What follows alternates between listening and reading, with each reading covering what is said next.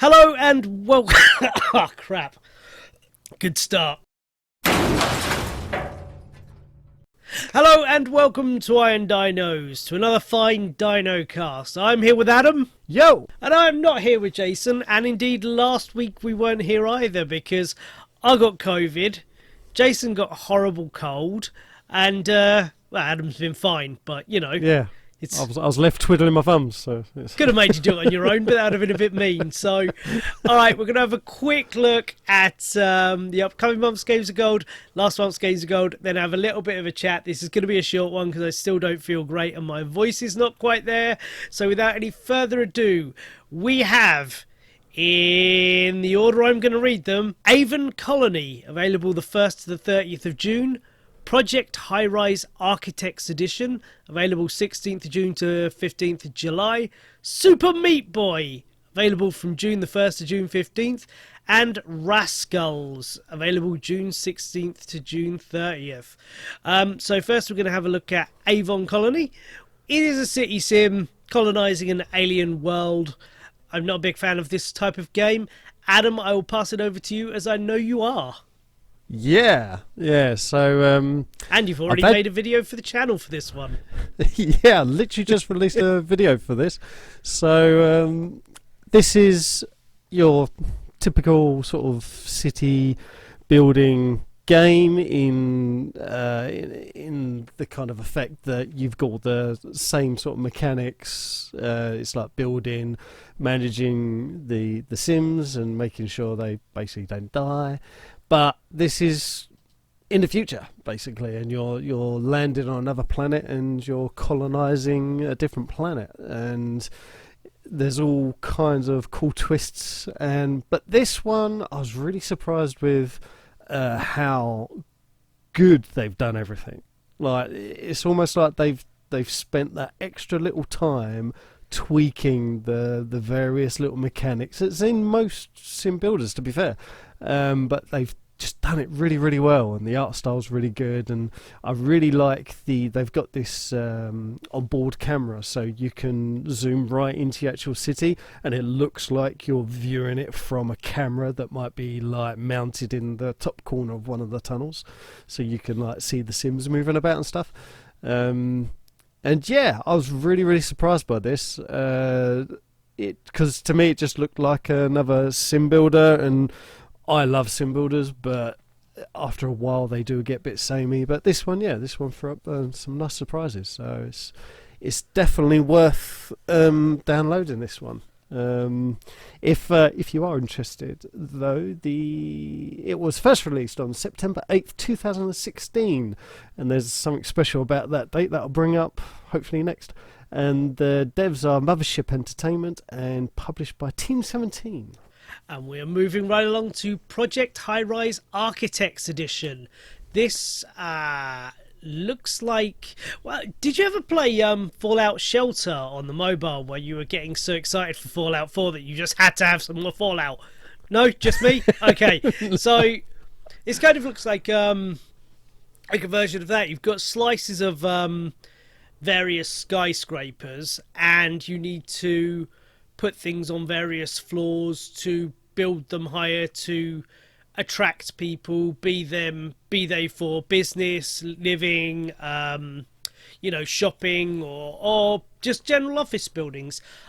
This actually looks a lot more intriguing to me than just the city builder one. I do quite like the appeal of building something floor by floor a little more, and I quite like the style that I've seen of this one. But again, as our resident expert in this kind of game, Adam, I will pass it definitely to you. Funny enough, I've been racking my brain because this reminds me so much of a really old mobile game that I used to play non-stop. Like, any spare moment I used to play this game, and for the life of me I cannot remember the bloody title. But it's great. You can basically, as you say, you build floor by floor. It looks like you've got sort of a load of choice over design and where you want to put certain rooms, and it looks like, from the trailer at least, it depends where you put rooms to if it works correct or not. So then I think there's that element to it. And it looks a lot of fun. This looks like a very addictive sort of time sink kind of game. So looking forward to this. Yeah. This one was first released September 8th, 2016. You may recognise that date from the previous game. It's not wrong. I've triple checked it. I thought it was wrong, but no, it is correct. It got released on the exactly same day. The devs are Summer Sim and published by Casino Games. And speaking of 2016, quite cheekily, that is the last time Super Meat Boy was a game with gold. It was a game with gold in June, in fact, 2016, because that's Cool. when I got it. I had it on Steam before, but that's when I got it on my Xbox 360. And I have spent many an hour getting very, very annoyed at my own incompetence while playing this game. I've actually restarted it, or I actually restarted it about 3 times before I got my head round what it was. Because when I first started playing, I mean, what it is very obvious, but it's getting your head round the way it needs to be played. And the way it needs to be played is not to kind of sneak your way around and kind of, as you would a Mario game, you can kind of slowly scroll the screen and jump when there's a hazard and stuff. You need to basically push in the direction you're heading and figure out exactly when you need to jump, exactly how hard to press the button and everything like that. And the whole point is you're supposed to be go, dead, go again, go again, go again, go again, go again, until you get it, rather than actually trying to get it first time. And when I got my head around that, I have had so many hours of fun with this game. I've completed it. I go back and just restart it every once in a while. It is an absolute freaking ton of fun. It is, like I said, it took me a little while to get my head around exactly what it is. And what it is a game made exactly for someone like me. Kind of like Celeste as well, where you're just like, no. The thing to do is to go, and when you die, learn from that mistake, and then go again really quickly. Super Meat Boy is incredible fun. It's obviously going to be my game with gold for the month, because I've been playing this game for like 6 years, and I fucking love it. What about you, mate? I've never played this. Also, it's got a banging theme tune. Learn a really catchy little like guitar metal riff on the start screen that's quite infectious. But sorry, carry on. No. I was just looking at the trailer. I'm very intrigued to see. There's a couple of pictures and little bits of gameplay where you haven't just got one character bouncing through the level. You've got multiple, and I'm guessing like you've kind of got to control them all somehow. I don't know. That's really intriguing. So that looks like a lot of fun to do.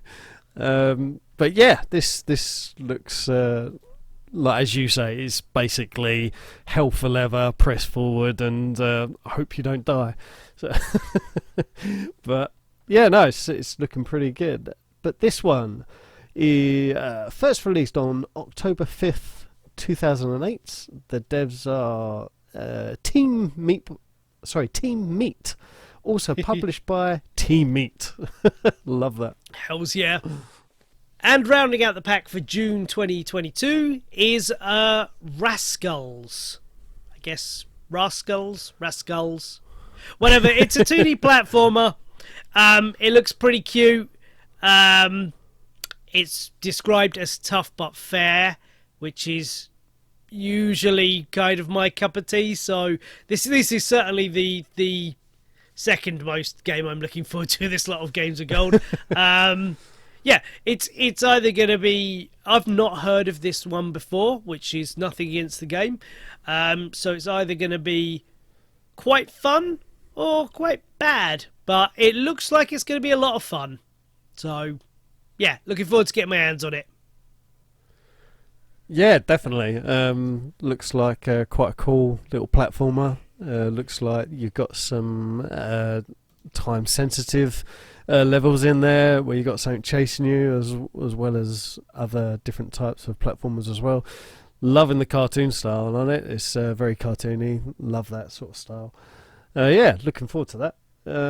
This is So first released December 29th, 2010. The devs are Half Brick Studios, also published by Microsoft Game Studios. And that is everything you have looking forward. Ah, Christ. I'm not feeling great. Oh, sorry. And that is everything you have to look forward to in June, which we're already several days into. But what about May's Games with Gold, where we had Yoku's Island Express, The Inner World, The Last Wind Monk, Hydro Thunder Hurricane, and Viva Piñata Party Animals. Adam, what did you think of Yoku's Island Express? Do you know what? I quite enjoyed that. It's actually still on my Xbox, although I haven't turned it back on. But I don't want to get rid of it because I remember having such a laugh of it. It's basically this pinball platformer, which I've never really played a game like that before, and yeah, it's a lot of fun. The puzzles aren't too difficult to work out, but it does take you a minute to figure out the route that you're gonna take your pinball, which is sort of, I say attached, rather the pinball's attached to your character, but then when the pinball goes, he just gets dragged along like a dead body. It's quite funny. Yeah, that really enjoyed it. Yeah, really was good. What do you think? Yeah, I've gone back to this one a couple of times. I've not completed it yet. Maybe I'm halfway through. It's just a little one where I'm like, I've got a quarter of an hour. Let's pop Yoku's back in and have another little bash. It's not compelling me to the point that it's become my main game that I'm playing. I've been playing other things, but I'm definitely enjoying it enough that I keep chipping away at it. Well, what about The Inner World, The Last Wind Monk? So yeah, this I've not long released a video on this actually because it's still available as of recording this. It's up to June 15th. So if you haven't downloaded it and you like a puzzler, then sort of a click and play puzzler adventure, I'd call this. Yeah, it's pretty good. The storyline's quite good. The style they've done the game in quite intrigues me. I quite like that sort of art style. Although, funny enough, it is a bit hit and miss with me on some of the games, but this one, yeah, it's really sort of caught my attention. I have gone back to it and completed the puzzle. If you've seen the video, I completed that puzzle that I left you on a cliffhanger on the video on. Did that. Very proud of myself for that. Yeah, really good. What do you think? Do you know what? I went into this with a bit of a negative mindset because I had to play it over the period I was a bit ill with COVID, right, because I hadn't got round to it before. And so I'm like, don't give a shit about this game. Just stop fucking talking at me and let me play a bit of you so I can say I've played it.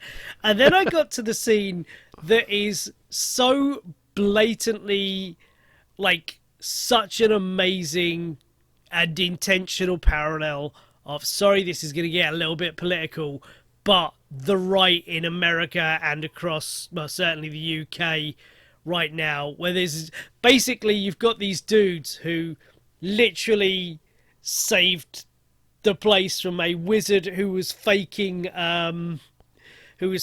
dragons, and they turned him to stone to stop him killing everyone else.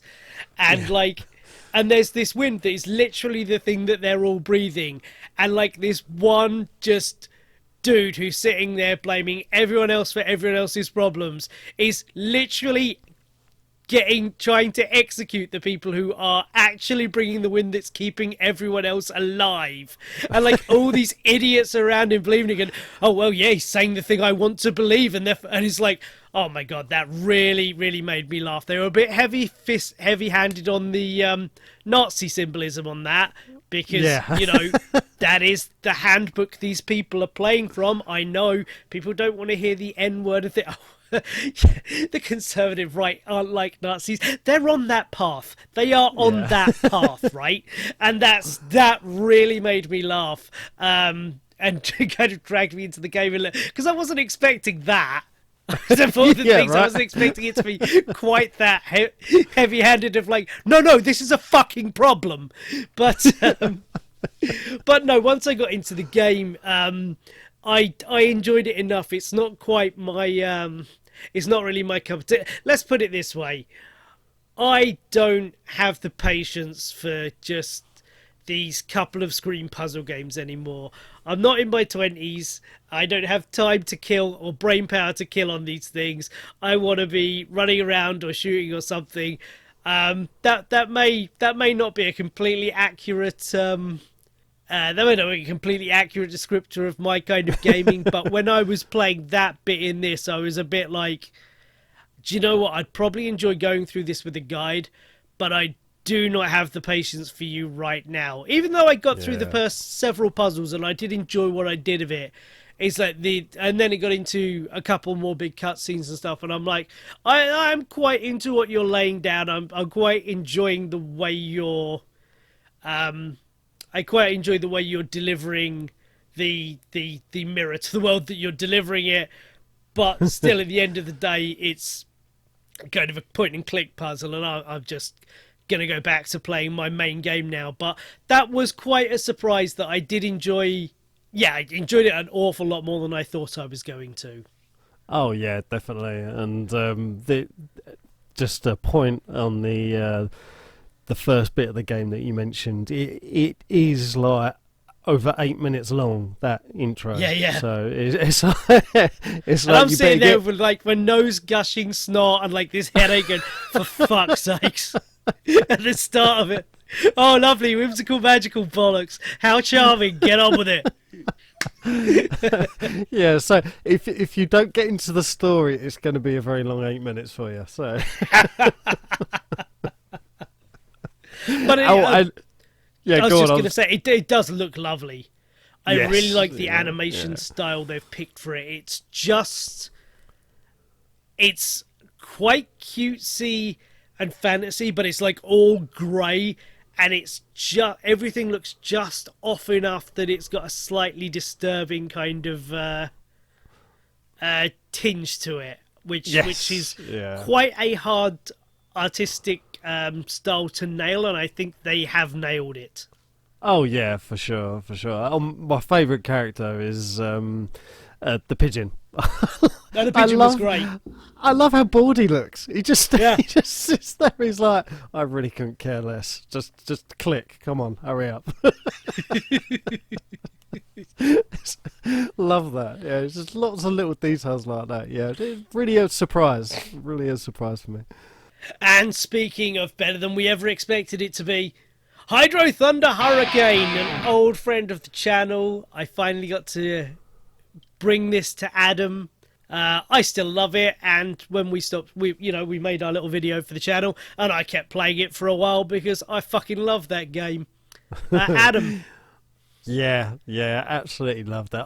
I loved the videos that the guys made on this beforehand, and I've now played it, and so yeah, really pleased I got to play it, and I shall be carrying on playing it. It's I love the levels, I love the detail in it.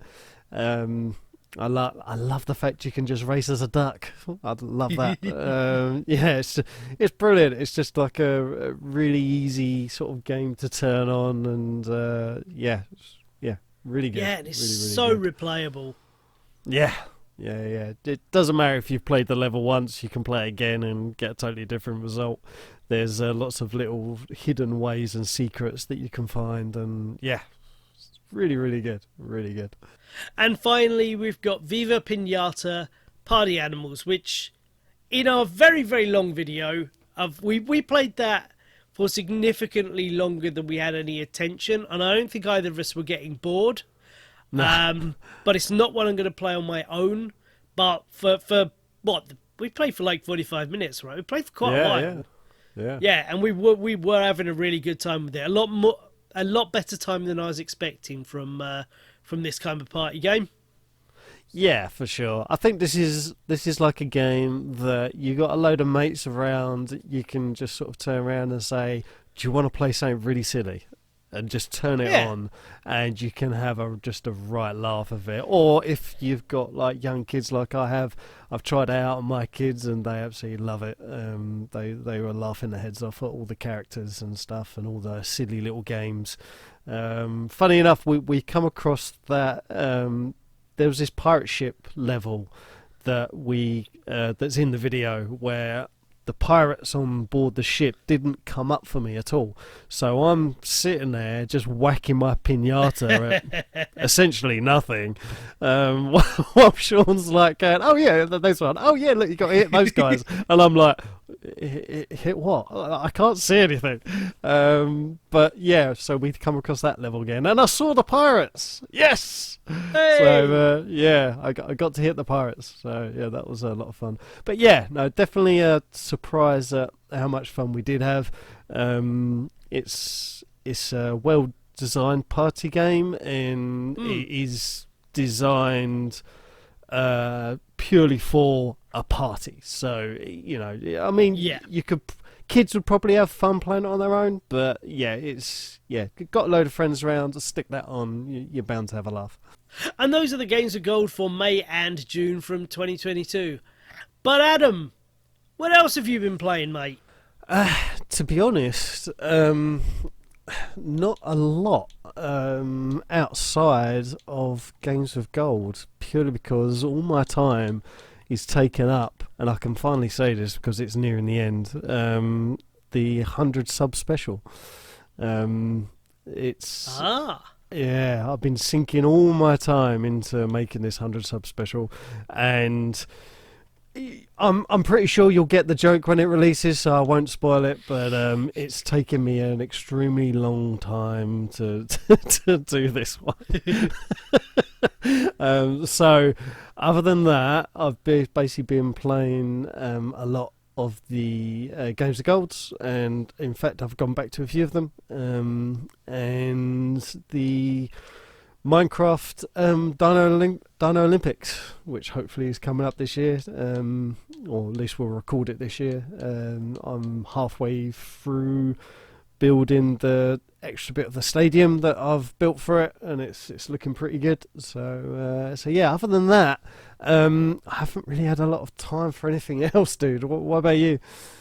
I've played a couple of smaller games. I think I mentioned at the end of last one I was just beating PS4 Spider-Man before jumping straight into Miles Morales, and I didn't do that at all. I finished Spider-Man, and then I bought a load of smaller games on Xbox Live, and another game that I was quite looking forward to for a while, and I've been playing those. So the first thing I played was Strider, which is from, I think it's like 2014, I think it was. It's like the reboot Strider game. It's yeah, I was like going to say, I recognise the name.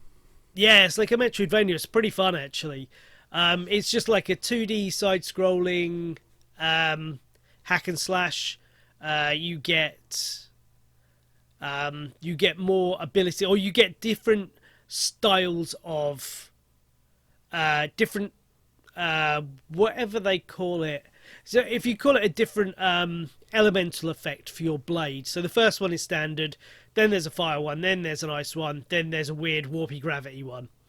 Right. So as you get those, you can traverse to more areas, open more of the map, and open different areas, and and just run around and hack stuff.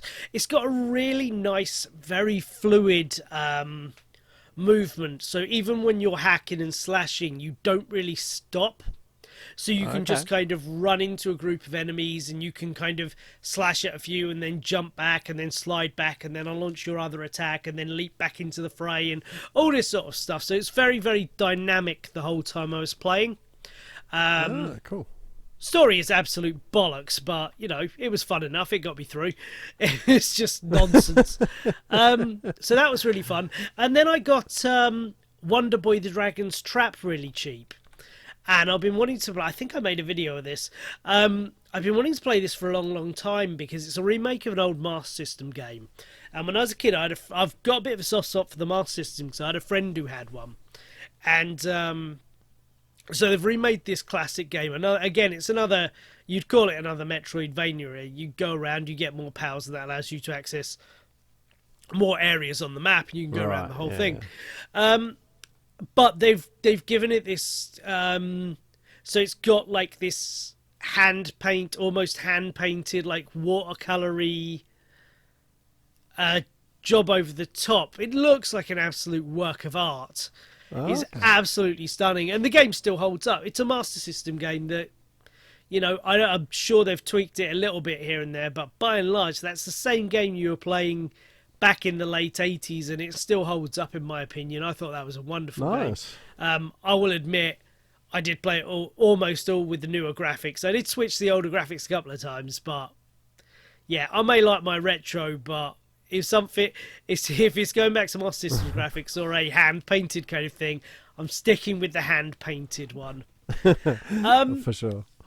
And then I bought a game called Demon Turf, which I've had my eye on for a little while because I was watching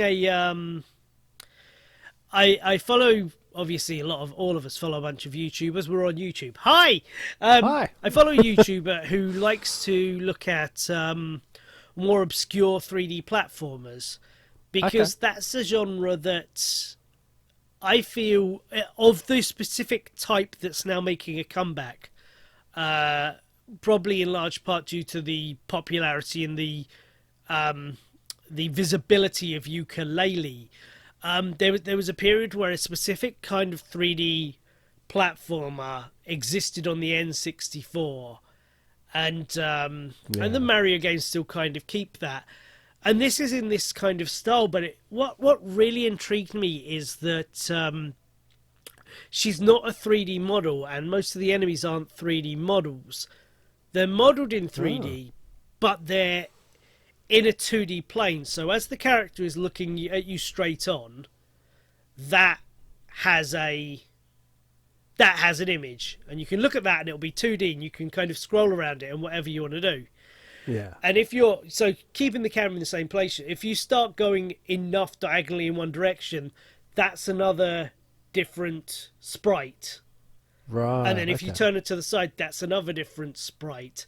So rather than, as you turn around the character, it's one fluid 3D model, it's a series of 2D, different 2D angled images. And I thought that was really unique. I'd not really seen something do it like that, and that really, really intrigued me. And at first it was really hard to get my head around, because you play these games and you can see exactly where the character is looking because they're a 3D model and they're pointed in that direction. And with Bleez is her name, Beebs is her name, she doesn't quite do that, and that added like, at first it added like a bit of frustration, because I'm like, how am I supposed to know what I'm doing? But once I got the hang of it, I really, really started to appreciate this as a novelty, and I really, really got into it. It's a bit janky, and so basically you play through a level. Well, I really liked this way of going about it as well. So you start in this big hub area, which I found a little bit overwhelming at first, but then you go to find another world, and there's another hub there. And then you've got these doors, so 7 doors in each world, and then a boss fight. And so you then go through each one of these doors, which again are scattered around the hub, so you've kind of got a platform to get them, which is cool. And then you go into a world, and you go through that, and they can take... they're all timed, so most of the times that it can take you to run through a level is between 2 and 6 minutes. But they hide some bits in there, and it's normally, obviously it got longer the further through the game I got, but like, it was taking me significantly longer to go through the levels. Then you beat all of them, you can fight the boss, and the bosses are very, very fun and very, very imaginative. Each time you get to a boss, it gives you a new power, so you have to kind of learn that on the fly as you're fighting this boss, and they're all structured differently. And differently to the platforming sections. That was really good, because I love a good boss. But once you've done that, you take over the realm and you can go through all of the 7 previous levels again, and they are completely restructured. And okay. this time there are 50 collectibles in each level. So you go through them again, you're quite often using your new power at various points to help you get over it.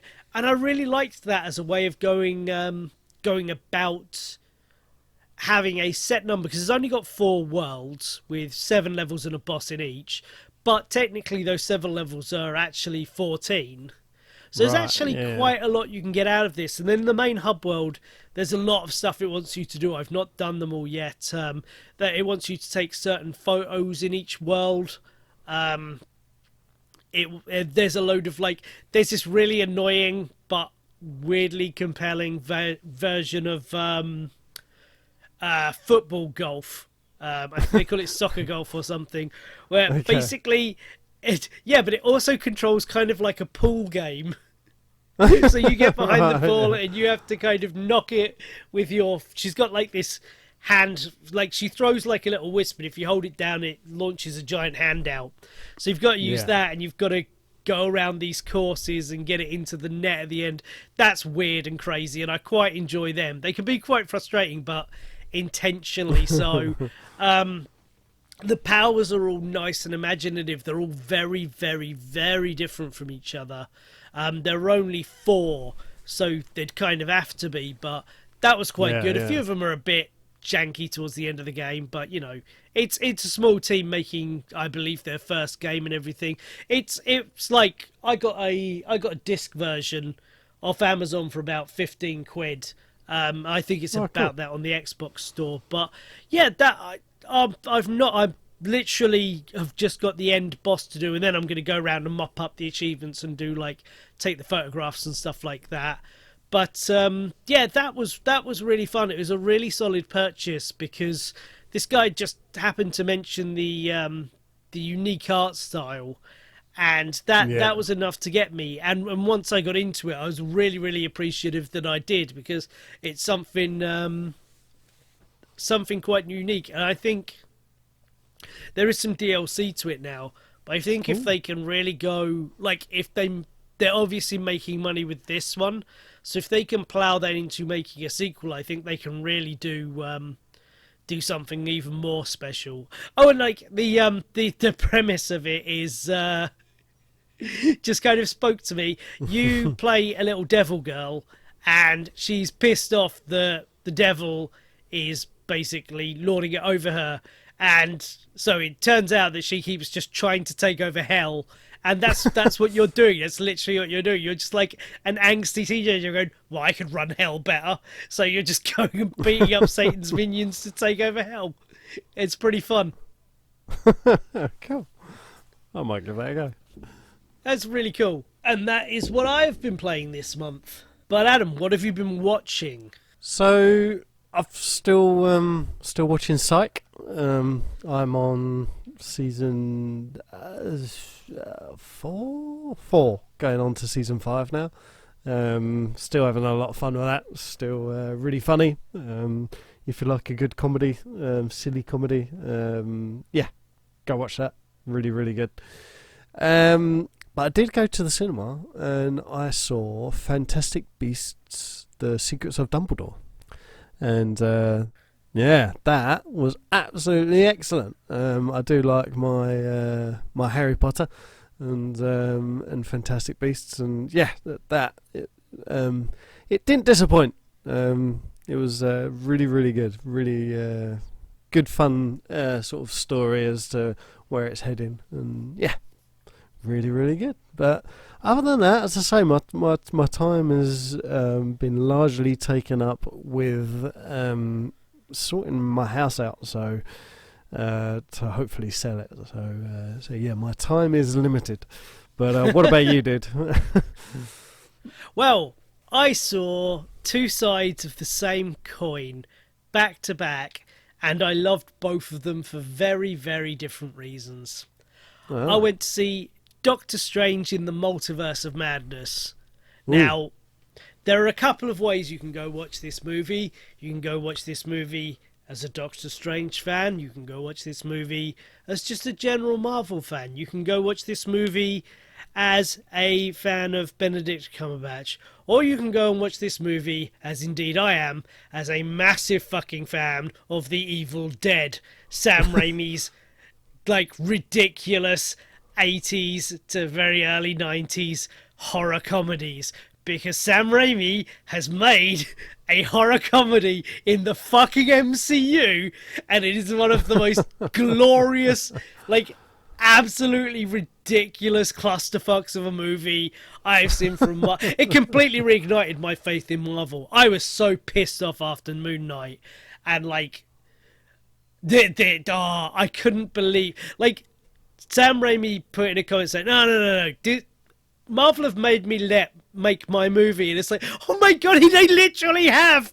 Like, there are so many references to The Evil Dead.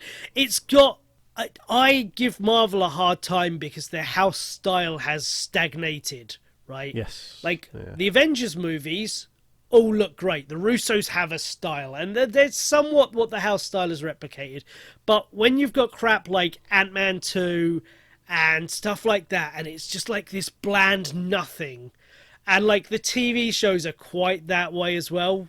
I really getting quite sick of it. So then you like look at this Sam Raimi goddamn thing, and everything is shot from an interesting angle, and like he's used, if he's not using practical effects, he's making a load of stuff look like practical effects, and the story is absolutely bonkers, and like I say, full of Evil Dead. He makes a horror movie for kids. It's amazing. There's some really awesome stuff. I really, really liked where they went with the characters. I started liking WandaVision. I liked it less and less as it went on, but I'm glad that it picked up the threads from that and went in what I believe is the appropriate direction. I know a lot of people disagree, but I don't care.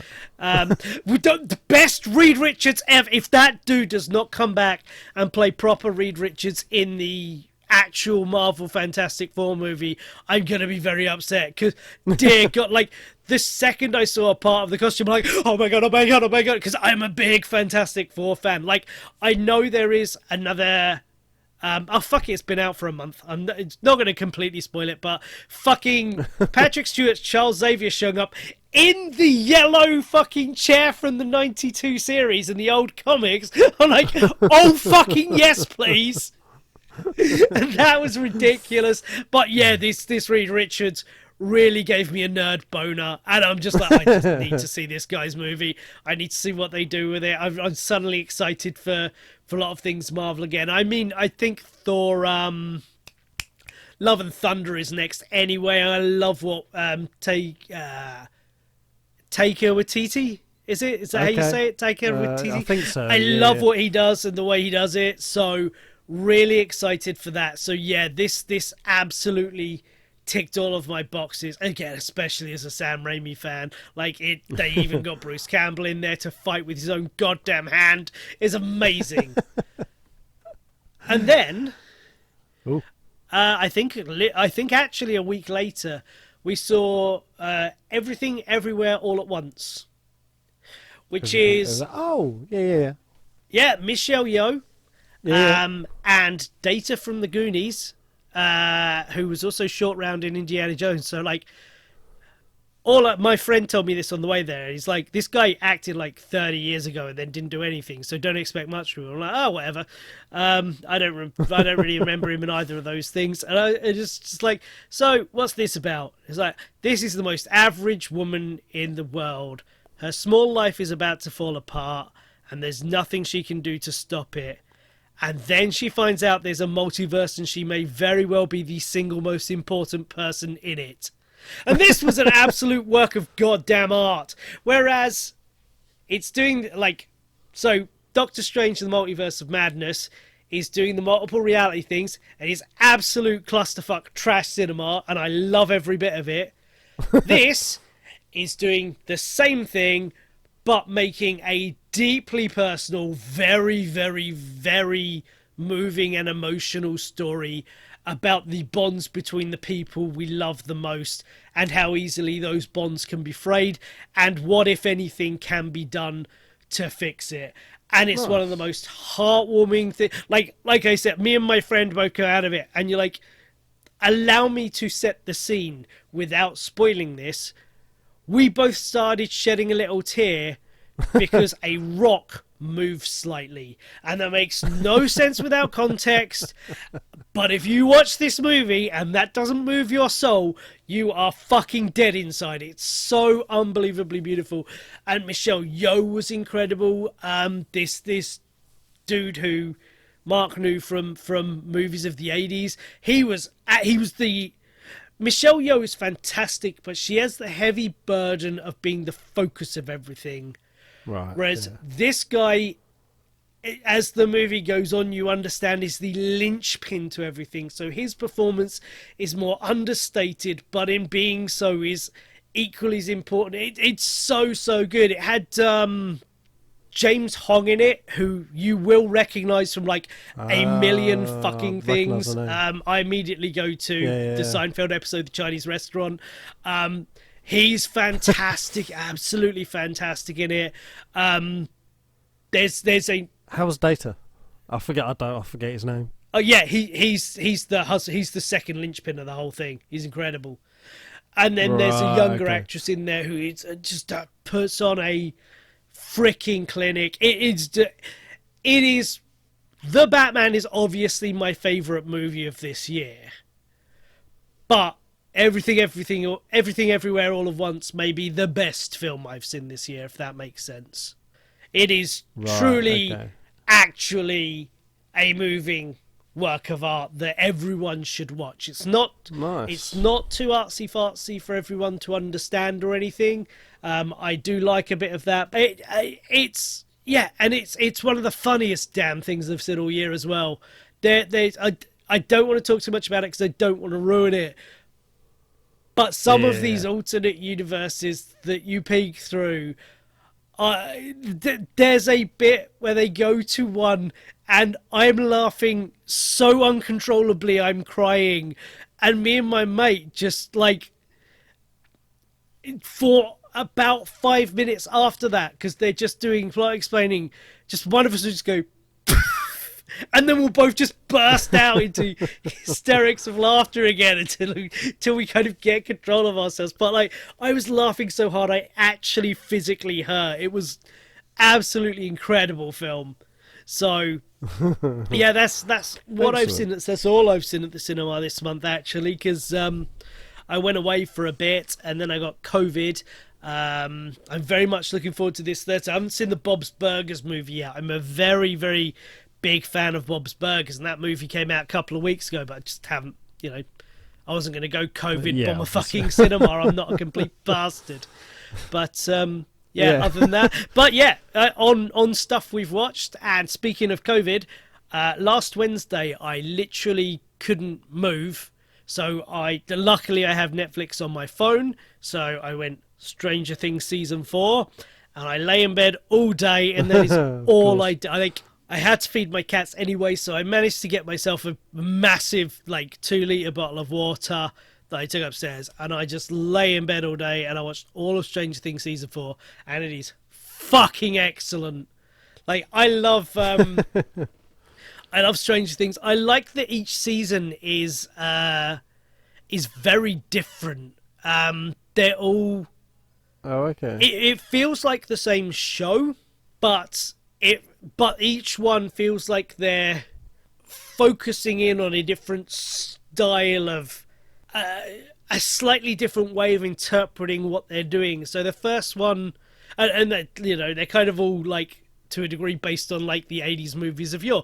So the first one was very much kind of poltergeisty or the Amityville horror-y sort of thing, and the second one was more actiony. It was more kind of kids friendly. It even had that weird, was it The Warriors?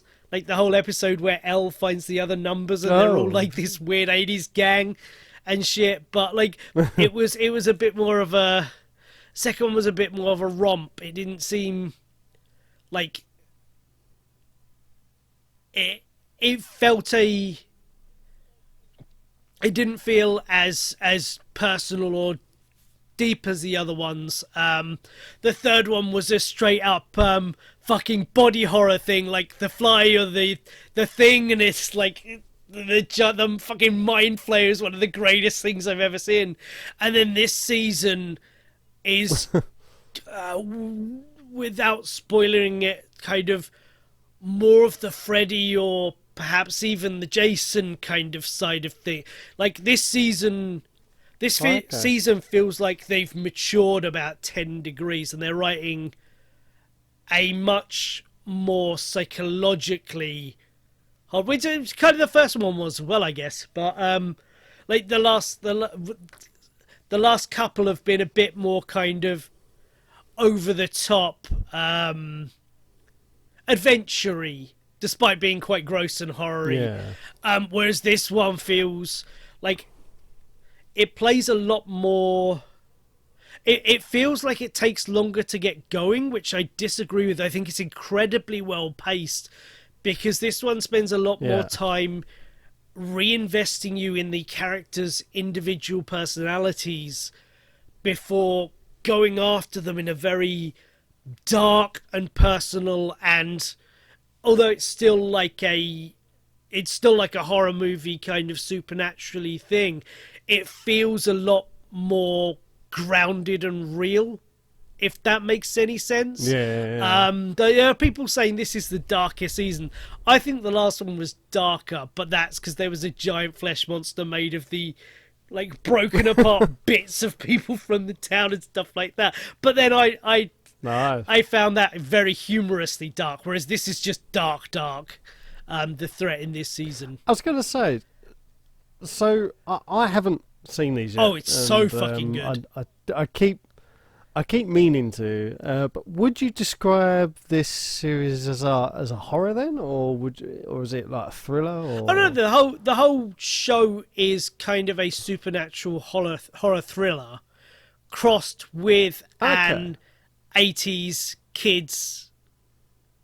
Like their basic idea was taking the two things that inspired them as kids, which was 80s horror movies and 80s kids movies that had horror elements, like The Goonies and stuff like that. And they've just merged them together beautifully. Did you like did you like that It movie that came out a few years ago? That's probably the simplest way to. Yeah. That's the simplest way to describe kind of the mechanics of what you've got here. You got a bunch of kid characters in a town where weird shit is happening, and the adults don't. Like a small number of the adults are privy to it, but for the most part they don't appear to be. And what they're up against is awesome and horrific and terrifying. But it's also always got like this slightly whimsical edge to it. You can be seeing something unbelievably dark and horrible, and quite often it'll kind of be making you laugh at the same time, or one of the other plots surrounding it will be making you laugh, so it's never quite straight and awful to watch, while still points of it are. It's incredibly well constructed. It's quite hard to describe in that. And again, I'm trying to do it using terms that will mean nothing to you if you haven't already seen it, and describing it in as vague a way as possible so that won't actually spoil if you do plan to watch it. Yeah. But no, if you like, if you're remotely interested in kind of a dark supernatural, quite whimsical coming of age kind of family drama thing, that's definitely the thing for you. It's a wonderful piece of television. It really is. You'll never have seen anything exactly like it. Yeah, no, that's what intrigued me. And then lots of people have been raving about it, so I was just like, oh, no, I've got to get into this, but I just didn't really know much about it. So yeah, I'll definitely give it a go for sure. And to wrap us up in a neat little bow, what have you been up to recently? Anything at all? So Yeah, I hinted at it, but yeah, I've basically been doing my house up, so every single waking hour or spare daylight hour, should I say, I've been basically working on the house, working my knuckles to the bone, just trying to get it ready to put up for sale. If I was to say percentage, I'd probably say 85% done. So I'm almost there. But no, it's been quite hard. And then any nighttime hours, I've basically been ploughing into the channel and this 100 sub special. But yeah, other than that, not a great deal. We had a Jubilee party over and my mother-in-law's, so they had a massive street party. That was quite fun. Seeing my wife do oops upside your head in the middle of the street, that was quite funny. And then my son playing football down the road with a bunch of kids he hasn't met before and having a great time. Yeah, no, other than that, it's been knuckles working them down to the bone and pedal to the metal on doing the house. What about you, sir? Well, if it weren't for COVID, I wouldn't have done anything for the Jubilee because fuck the royal family. But no, it's my birthday the other week. Right, so here's the thing, right? Actually, just on this COVID thing. So I had a week off for my birthday, and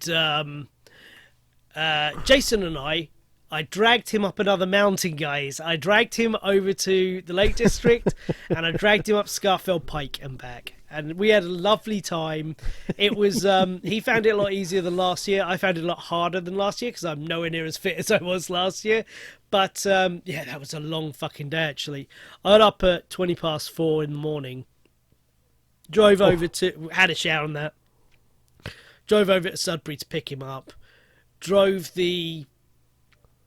So we left his about 5:30, and we got to the base of the mountain at 1:45 in the afternoon, and then went straight up and down that, and then we went back to our B&B I'd found us, but I thought it was in a town and it wasn't, so we had a shower, then we went out to Egremont, which was a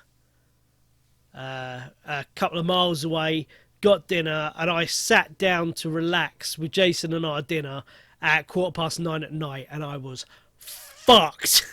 Oh. And we then got up at 8 the next morning, breakfast at 8:30, left about 9, and I don't know why, but it took us forever to get back. Oh, really? Traffic?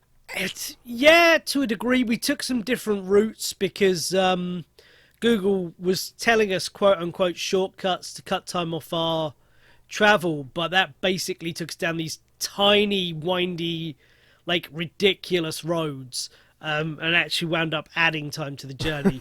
So we tried to do the longer route on the way back just to stay on main roads and stuff. But yeah, we started driving, I think, about 9 o'clock. Because we had breakfast at 8:30, so somewhere around 9, and I finally sat down at home at 5:30, and I was like, oh my god, I'm just going to bed, I'm so tired. I spent some time with my boys and went to bed. So yeah, for the rest of the week I had things to do, people to see and that, but from Friday I didn't have anything to do, because I like to have a bit of time to myself before I go back to work, having had a week off. So Friday, Saturday, Sunday. So I actually got sick with COVID on the Tuesday, when I'd gone back to work. So I'm sitting at my desk at work, and like I'd not been sleeping well for a couple of days, and I was sitting at my desk at work, and I suddenly felt like I was going to faint. Like all of the heat went out of my body, and I thought I was going to faint. And I'm sitting there shivering, going, "Oh, what the fuck." And it went back to normal, but I still was feeling really cold. And I'd been a bit achy anyway. I knew I was achy the night before because it kind of stopped me getting to sleep. And then that happened again, and I'm like, that's pretty bad. That's not like that's not normal. You're feeling a bit sick. That is, you feel the life fucking draining out your body there. So I thought, do you know what? I think I might have finally caught it, and I've got some COVID tests at work, and I checked it, and I was positive. So the point of the rambly bit around that was, I think I came in contact with it over like the 3 or 4 days that I did fuck all. So I either got it going to Tesco to pick up some average shopping, and I normally do wear my mask, but they were in the wash because we'd been away in that, and I've got a load of them. I just I just happened not to have chucked a new one in my. I normally have one in my jeans pocket, and I normally have another one in the car, and they were just all in the wash or either in my sock drawer. So I didn't have one, and I got 2 things delivered by Amazon over those days, and you know, you go at the door and all that. And like, I went on all these adventures, I went to see all these friends, I went out to all these places, and I think I got it on the couple of days I was just trying to chill and relax, which is quite annoying. But it is quite good because that would be ironic. But hopefully means that I didn't give it to anyone else, because as soon as I got it, it's quite lucky. I've got a great big office to myself at work, so I said to the boss, I messaged the boss, say, look, I've got it, so I'm going to lock myself in this room. I've got a key to the building, and I normally leave last anyway.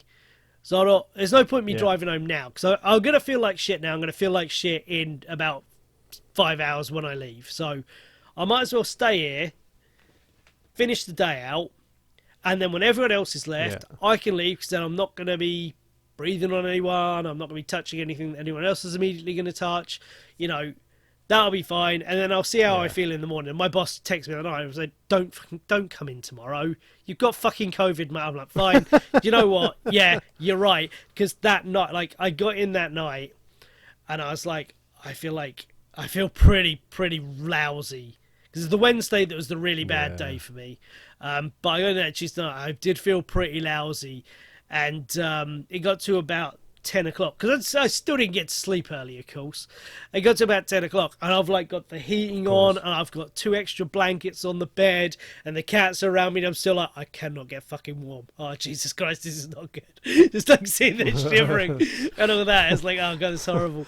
But yeah, and it came along just in time to, if I'd have got it slightly earlier, I probably still wouldn't have gone, but I might have been okay to... I had a load of plans on the Saturday. A friend of mine was having their 40th birthday party / anniversary party. I had tickets to go see the comedian. Do you know Dylan Moran? Guy from Black Books? No. No. Shaun of the Dead? Oh, Shaun of the Dead, yeah. He's the Irishman, the dickhead mate who Shaun hates. Oh, right. Yeah. He's a really, really funny dude. I had tickets to go see him in Ipswich. I couldn't go to that because, you know, I was still I felt fine by the end of Thursday, but I was still testing positive. I'm like, I'm not going to just put on a mask and go and fucking cavalierly potentially give this to a room full of people. I'm just not doing it. No. Like Monday at work, I got in early, but I said to my boss, I feel absolutely fine. I tested positive yesterday on Sunday, so what I'm going to do, I've got gloves, I've got a mask. I'm going to get in before everyone anyway. I'm going to go straight up to my office. I'm going to leave after everyone. So don't worry about me. He's like, yeah, it's fine. But I actually tested negative on Monday anyway, so. Oh, perfect. Yeah, just in time to go back to fucking work. Awesome. Damn it! I wanted another week off. just do a test and like draw like the little red line on yeah, so that's what I've been up to. I've been up and down a mountain, seeing friends for around my birthday, and then COVID. Sounds eventful. Right, give the people a word to put in the comments and tweet us and everything like that. I've got the perfect one, and it's a bit more of a phrase, but I think you should all put "Happy Birthday, Shaun." Oh, yeah, I think that should be the word. If you've made it this far. Lovely. And what's the fake word that they definitely shouldn't write? This will prove they've not listened to the end of the podcast. That should prove that. Yeah. If you've skipped and you've basically cheated towards the end, I think you should write "Happy Birthday, Adam." Very good. Very good. Well, I hope I've remembered to get all my hacking and coughing out of this one, and the times I had to take another take at things because my voice really isn't there. Apologise, this is over a week late. I had COVID, what are you going to do? This is actually going out on Friday, Adam. Right. Between you and me, because I don't have a video Friday because I've had COVID for over a week, so I haven't had a chance to do anything else. So thanks for listening. Say goodbye, Adam. Goodbye, Adam. Goodbye.